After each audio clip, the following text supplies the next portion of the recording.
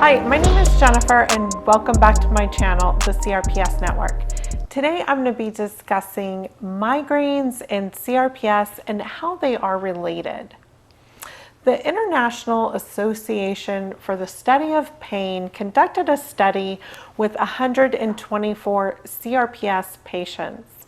What they found was that people with CRPS were 3.6 times as likely to have migraines than people without CRPS. And they're twice as likely to have chronic daily headaches than people without CRPS. Now, 61% of the people that had CRPS had severe headaches before the onset of CRPS. And those people with migraines and had CRPS had an earlier onset of the CRPS. People with migraines from an earlier age got typically CRPS at around the age of 34 versus people without severe headaches or migraines did not get CRPS till the average age of 47. Also, with chronic daily headaches, people that had them earlier on tend to have an earlier onset at the age of 39. So, also with people that had migraines at an earlier age, they were affected in more limbs. They had an average of all 4 limbs involved with people that had migraines versus people who did not, only had an average of 2 limbs that were affected. Also, people with migraines had more static, dynamic, and deep allodynia together. That was reported by people that had migraines 72% of the time versus people without migraines 46% of the time. And the presence of an aurora with a migraine was more common with people that had CRPS than people that don't have CRPS. A study done by Stanford University determined that people with CRPS were 10 times as likely to suffer from psychological issues such as depression or anxiety. And I know for myself, I never really experienced a lot of anxiety before, but now I'm always so afraid people are going to bump into my limbs or step on my toe or do something that's going to end up causing me some pain in the future. So I can completely understand that. Now, let's discuss some triggers for migraines, because if you can understand what your triggers are, this can really help you prevent them from coming on in the first place. So I'll go through a list of some common triggers.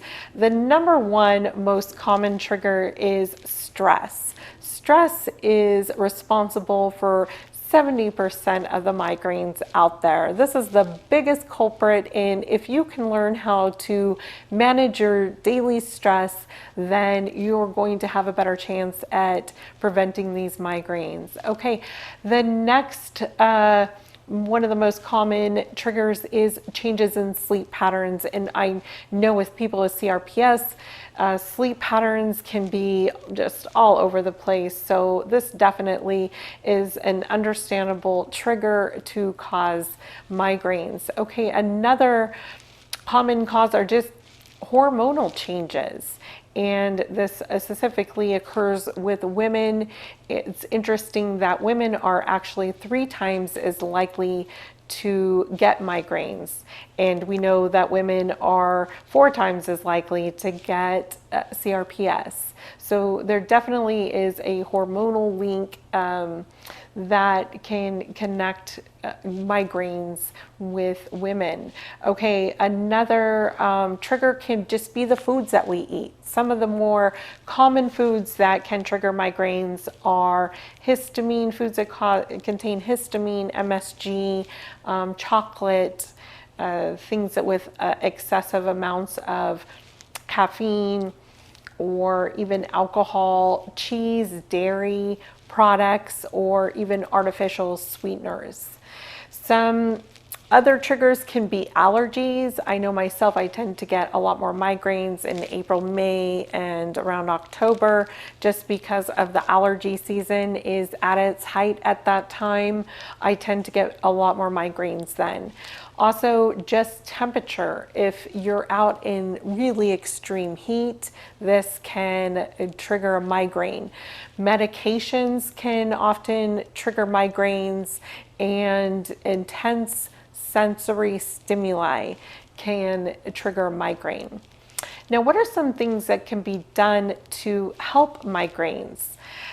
Some things, one of the best things, obviously, we talked about stress being one of the biggest culprits. So just managing your stress. And you could do this by maybe meditating daily or doing yoga, maybe just some breathing, deep breathing techniques, and just working on reducing your stress, maybe cutting things out of your life that are stressful. It could definitely help you prevent a lot of these migraines. Some other things that you could do to help are, once you have a migraine, dim the lights. Being in a dark, quiet room sometimes can help. Also, making sure that you're fully hydrated. If you've become dehydrated and this is a factor, making sure that you stay well hydrated is key, and eating regular meals. Don't skip a meal. Sometimes skipping meals can end up causing a migraine.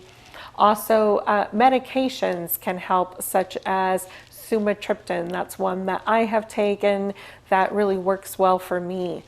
So if you experience migraines and have before or after the onset of your CRPS, make sure to let us know in the comments below, and let us know what your triggers are, if you know them, or also maybe what helps relieve your migraines. I'm sure others would be anxious to read what you have to say.